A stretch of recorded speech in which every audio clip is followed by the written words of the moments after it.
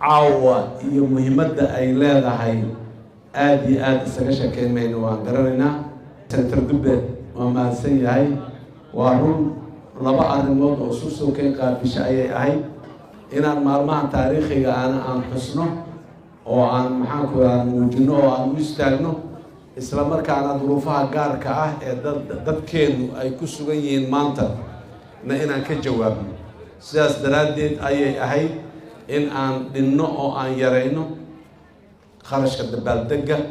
wixii loogu talagalay ama budget ahaan u qoondaysnayna aan haddii dhowr qof oo Soomaali ah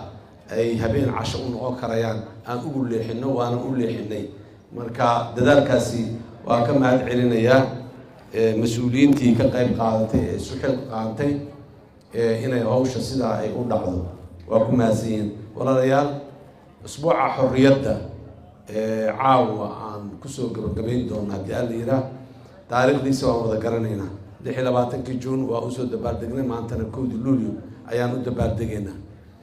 26 Juun oo horay anigu inkastoo aanan idinkala soo qayb gelin laakiin aan maalin aad iyo aad u weyn oo macno badan ah. taariikhda ay ku gashay 26 Juun taariikhda Soomaaliya waxa waaye maalintii ugu horreysay oo calan Soomaaliyeed oo xura ciid Soomaaliyeed laga tago. maalinta dhabta ee maalinta xorriyadda la dhihi karo waa maalintaas. waa maalintaas maadaama ay maalintii ugu horreysay oo maxaan ku raadaay calankeenu isagoo xor ah keligii oo calan kale aan dhinac ka taagnayn maxaan ku raadaay oo hawada sare ka babaday. maalinta xorriyadda ee jamhuuriyadda waa maalintaas. taariikhdaasna way leedahay. taariikhdaasi wixii gadaal daba ka qaldamay ama ka xumaaday ama hadda weli hagaajin uga baahan waan kusoo dadaalnay, haddana waan kusii dadaali doonaa haddii aan yidhaahdo. haddii aan halkaa ku hakado gobollada waqooyi ee jamhuuriyadda federaalk ee Soomaaliya oo taariikhdaasi ayaga u hor lahaa calanka Soomaaliyeed ee buluugga ah ee xorta ah markii ugu horreysay ciid Soomaali laga taagay ay ahaayeen. duruufaha iyo xaaladaha maanta jira ay aadan u fahamsannahay. waxaa keenay ma aha inay dadka Soomaaliyeed isnaceen, ma aha dadka Soomaalida inay kala tageen, ma aha in maxaan ku yiraahdaayay gobonnimadeennii iyo maxaan ku yiraahdaa qiimaha aan lahayn ay waxaysmeen. laakiin dhibaato ay keentay siyaasad qalloocatay ayaa maanta duruufaha jira abuuray. waxaan marar badan hore uga dhawaajinay welina aan ku celcelinaynaa siyaasaddaasi qalloocatay inaan toosinaan rabnaa haddii alla yidhaah. shalay rabitaan iyo hilow iyo israbid dadka Soomaaliyeed ay israbeen oo si gaara mahadiya uga gaartay walaalaha waqooyi ayagu weliba ay muxuu ay u taagnaayeen ayaa midnimada macaawa aan u wada dabaaldegayno oo ah maalintii koonfurtu calanka laga taagay iyo maalintii midnimada. sidaas daraaddeed maadaama 26 Juun aan dhahno waa maalintii xorriyadda calankii ugu horreeyay xor la taagay, 1 Juulaayna waxaan leenahay waa maalintii midnimada oo ay labadaas qaybood ee Soomaalidii la qaybiyay ay isu yimaadeen oo ay midoobeen ee jamhuuriyadda ay sameeyeen. sidaas daraaddeed 1 Juulaayna waxay gooni ugu astaysan tahay maalintii midnimada. waxaan rabaa marka inaan dib ugu noqdo dhibaatadii dhacday dalkan muddadii xorriyadda la qaatay wixii ka dambeeyay waa farbadnayd waa dheerayd laakiin kuwii ugu xanuunka badnaay ayaan waxay ka mid tahay wixii waqooyi ka dhacay. waana waxa ilaa iyo maanta dhowr iyo 30 sano kadib weli aan la tacaalayno oo aan u laanahay xal waara. kalsoonidii berigaa dhuntay, dhaawacii gaaray kalsoonida ummadda Soomaaliyeed dhex tiilay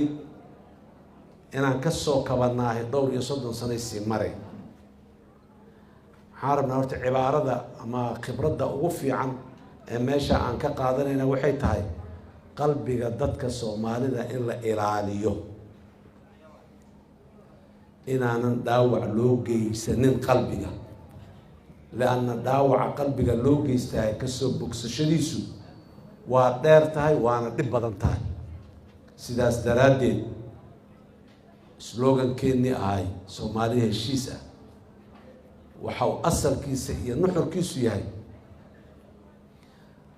وإستقري كرنا وإزدرري كرنا وأوران اسكو فكرنا وحتى وإزدلي كرنا لكن ولا بسكودا دقرك ولا بسكودا دلك ولا بسكودا وأما ولا حيرتا أما ولا حقنتا لكن داوع قلبك جار لو مجيد ولا ما أركو دقرك أنت كل عيك وجهك كل عيك عنت جبتيه قفكم محنكو هذا حتى عريامي داوع جار وامقضى ولا أركيا داوع قلبك قفك جاراي لما أركو سيداس درادين وسببت أي ودي بدنتها إلا داوي ولا حدا أركين بوغادن أركين ما يكرت بداوي كرت سيداس درادين dadka Soomaali wax badan baa kala gaaray midnimada waqooyi iyo koonfur bas noogama hadlaysna culayska midnimada ummadda soo noqoshadeeda ka jira ha kala weynaado oo midda waqooyi iyo koonfurta dhaxta Allah maanta ha u weynaato laakiin inteena koonfurta joogta lafteeda waxaan u baahanahay weli boogadayid badan oo dhiman oo inaan isboogadayno u baahan laba dib u heshiisiineed ayaa noo tahay dib u heshiisiin waa dib u heshiisiinta bulshada mujtamaca inuu heshiiyo sidaas daraaddeed dowladnimada heerarkeeda kala duwan ee heer dowlad goboleed leh ee heer maxaan ku raadin gobol leh heer degmo leh meesha ugu hooseyso hadda naqaano heer degmo qaab dhismeedka xukunka iyo taladu waa inuu ku jiraa qayb ama organ ama xubin ka tirsan maamulkaas hoose oo u xil saaran dib u heshiisiinta lianna khilaafku wuxuu ka dhaxdhacaa markasta ummaddu ay isdhex marto oo ay wax isdhaafsadaan khilaafaa ka dhacayo beerihii tacabkiyaa khilaaf ka dhacaya xoolihiyaa khilaaf ka dhacaya waddadii la marayaa khilaaf ka dhacaya ceelkiyaa khilaaf ka dhacaya waxa mujtamacu meelaha isugu yimaadaan oo waxa ka dhaxeeya ay yaalaan oo dhan maadaama waxa mujtamaceena ka dhaxeeya in badan oo kamid ay yar yihiin biyaha yar maxaan ku rahaa beeraha tacbamo oo biyaha haystaan ugu yar maxaan ku irahdaa dhulka daaqsinka lahaa ugu yar maxaan ku wax badan aan ugu waxaas ugu yaray ka xafiidkooda kala jiiso khilaafaadkaasi bulshada u dhaxeeya marka dib u heshiisiinta bulshada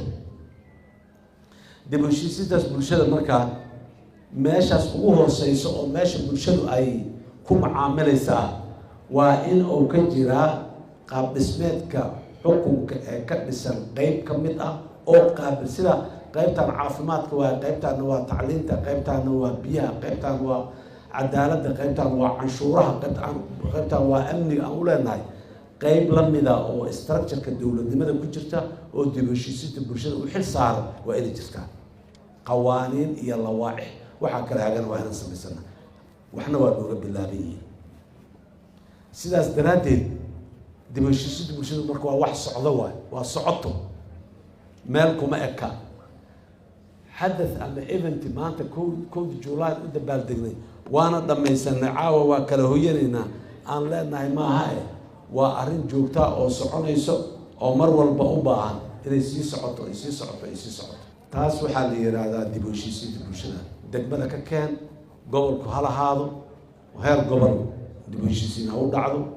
ka keen dowlad goboleedku ha lahaado dib u heshiisiin ha u dhacdo mar walba mujtamaca isla degan ee wax ka dhaxeeyaan waxa hoose ka dhaxeeyaan in ay dib u heshiisiinta bulshada dhaxtaado waxaa soo haray bulshada marka khilaafka xudur ka dhacay iyo kan balcad ka dhacay iyo kan maxaan garowa ka dhacay iyo kan maxaan ku raadaay dhoobley ka dhacay iyo kan buulaburta ka dhacay mid walba duruufo gaar uu leeyahay dadkaas uu ka dhex dhacayo deegaankaas degan ayuuna gaar u yahay dowladdu waxay awood u siinaysaa mas-uuliyaasheeda kala duwan dadkaasi inay xalistaan mashaakilaadkooda ayagu ay xalistaan sidaas daraaddeed howl socota ah oo mar walba socota oo joogta oo dad la yaqaano maxaan ku rahdaay akhyaar ah leh oo maxaan ku rahdaa gabdho iyo wiilal iyo odayaal iyo culimo iyo wax walba leh oo dib u heshiisiinta ka shaqeeya meel kastoo mujtamaceena joogaan ay leedahay dib u heshiisiinta bulshada sidaasay joogto ku tahay kuwii horena waa la dhayayaa waxa cusuba imaanayana dad ka shaqeeya loo yeelayaa waa joogto waa nala soconay waa dib u heshiisiinta bulshada waxaa noo soo haray dib u heshiisiinta siyaasadda dib u heshiisiinta bulshada dhib badan kuma qabno xeeraraan u leenahay dhaqanaan u leenahay si aan u wajahnaan naqaanaa habnololeedkeena oo qarniyaal soo jira yaa leh deegaan kasta xeerkiisa iyo nidaamkiisa uu leeyahay waana la aqbalsan yahay dood badan oo aad u waaweyn kama taagno bas dowladnimay u baahan tahay oo saacida oo kii la kari waay ah ee nabadda diida ee dhaqanka sad diida ee talada diida dowlad dadka ka qabato u baahan yahay dowladdiina waa dowladdaas dowlad deegaanka ah ee ama muxuu ahaa heer dowlad goboleed ah ama heer degmo ah waaye oo ka qabanaysa dadka dhan marka dib u heshiisiinta bulshadu kama wada dhexaysa bulshada bulshadu waa dagaamaysan tahay deegaan kastana shucuuntiisa gaarka asaa yaqaan kii beeraley ah kii xoolo dhaqata ah kii kalluumaysata ah kii maxaan ku idhaha magaalo jooga isagaa garanay taas meesha magooma maxaa soo haray dib u heshiisiin siyaasadda waa lagu kala tegay kooxaa lana kala noqday qabaa'il iyo jufooyin iyo waxaa la kala noqday iyo cashaa'ir waa la teel dowladnimadii waa isu keensanay annaguna waa isu nimaday dowlad aan wada leenahay oon wada daadihinaynaan aan leenahay aan ku heshiino heshiiskaa naga buray heshiiskii dowladnimada heshiisku aynaa naga buray dowladdii aan waxaan u aragnaa bahal dadka cunayo oo dadka diiranayo waana dhacday oo waa waxa 30 sano aan ka kaban laanahay reer hebel ma yeelina dowlad iyo maamul xumaaday iyo siyaasad dowladeed oo qalloocatay oo xumaatay ayaa yeeshay dowladdii kalsoonidii inaan inta soo celina aan waxaan kala leeyahay waa kala leenahay qolo walba deegaankeedii joogtaa siday ayadu isu maamushay iyo siday u dadaashay ee maamulkeedu ugu yaallaa ha u qurxoonaado ama wax ka dhinaadaan laakiin maxaa naga dhexeeyey dowlad soomaaliyeed oo jamhuuriyadda la yiraahdaa naga dhexayso oo caawa oo kale 62 sano ka hor aan qaadano qabsano gacanta ku dhignay yaa naga dhexayso xeerka degmada balcad ka jira iyo xeerka degmada maxaan ku idhahdaa gabiley ka jira iyo midka maxaan ku idhahdaa boosaaso ka jira iyo midka maxaan ku idhahdaa jilib ka jira waa kala duwan yihiin xeer soomaali waa kulli laakiin xeer waa xeer beeraley xeer waa xeer xoolo dhaqato duruufaha uu xeerku ka jawaabayo ayaa kala duwan xeerka beeraleyda jilib degan ee isku dhaqdaay xoolo dhaqatada ceel dheer degan iskuma dhaqi karto ama ceel buur degan sidaasaa deegaan kasta marka ay shu-uuntooda u gaartahay laakiin xeerka dowladnimadu waa maxay raas gambooni ilaa raas caseen ilaa laawi cadda wiilka iyo gabadha soomaaliyada joogo isku si oo u qabanaya waa degme hebel male kan taasi waa degme hebel male qaanuunka nambarkiisu intaas yahay xeerka saasa ayaa qofkaani qabtayaa la leeyahay waay maxaa saas loo leeyahay oo kii hore degaan u ahay dad gaar aha degsay dad gaar askahay kanne magaca soomaaliya lagu deji soomaaliya oo dhan uu ka dhexeeya dowladaa iskale dowladdu sidaasay ku tahay wax naga dhexeeya haddii marka xeerarkii aan ku qanci weynay oo qaarkeen inay dulmi yihiin ay u arkeen oo qaarkood lagu dilay oo qaar lagu dulmiyay xeerku waa maxay aniga oo muwaadin jamhuuriyadda soomaaliya ah waxaan ogolaaday xeerkaas markaa le macnaheedu waa maxay waxaan ogolahay xeerkaasi inuu xorriyadda iga qaadaan ogolahay inuu hantida iga qaadaan ogolahay inuu maxaan ku raha hadday gaarto nafteyda qaadaan ogolahay waayo markaan ogolaado qaanuunka maxaana u yeelayaa danteyda inaan ammaanna ma aha inuu intaas iga qaadayo bis maaha markuu intaas iga qaadayo muxuu igu bedelayaa ammaanaan ku helayaa horumaraan ku helayaa adeegaan ku helayaa cizi iyo karaamo iyo sharafaan ku helayaa markaan arko waxaas wanaagsan oo dhan inaanan ku helayn ee la igu dilaya la igu dulminaya laakiin xeer iima noqonaya waa iska diidayaa dadku markay iska diidaanna qof ku qasbi kartana waa la ogaaday 26 waxaan leeyahay 29 December 1990 magaalada Muqdisho joogay waa maalintii fidnadu ay ka bilaabatay meeshaan ilaa 26 January sanadka ku xigay maxaa dhacay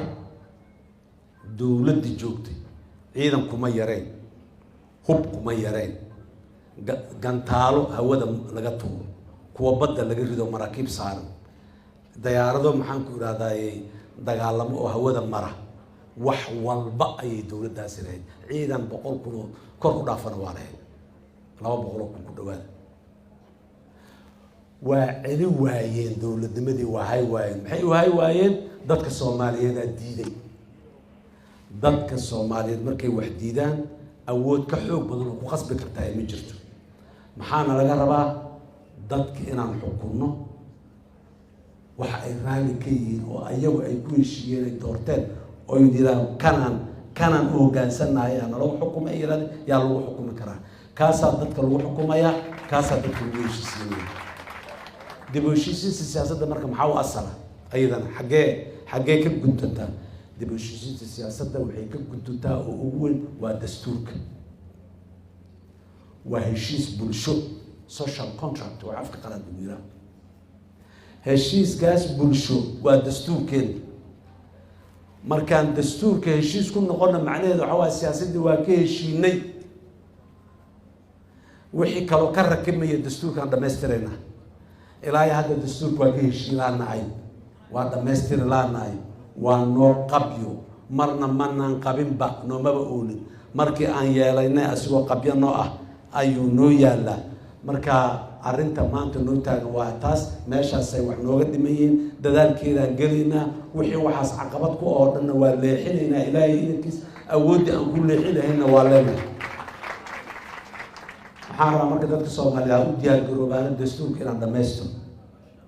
dowladnimada inaan hoos u daadejino heer deegaan iyo degmo gaarsiino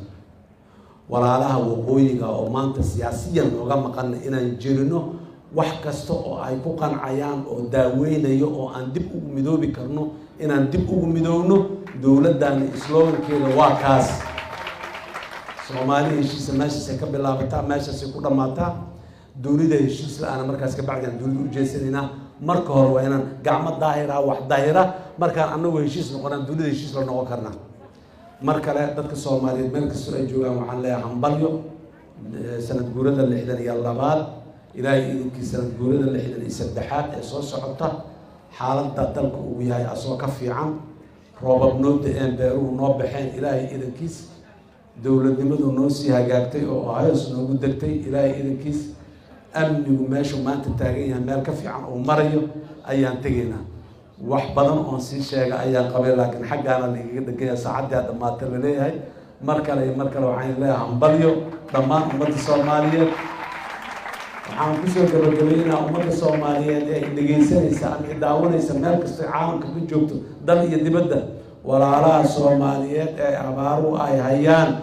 aan u dhagan nuglaano aan u jeeb dheeraano aan u gacan weynaano aad iyo aad u mahadsantiin wassalaamu calaykum waraxmatullaahi wabarakaatuh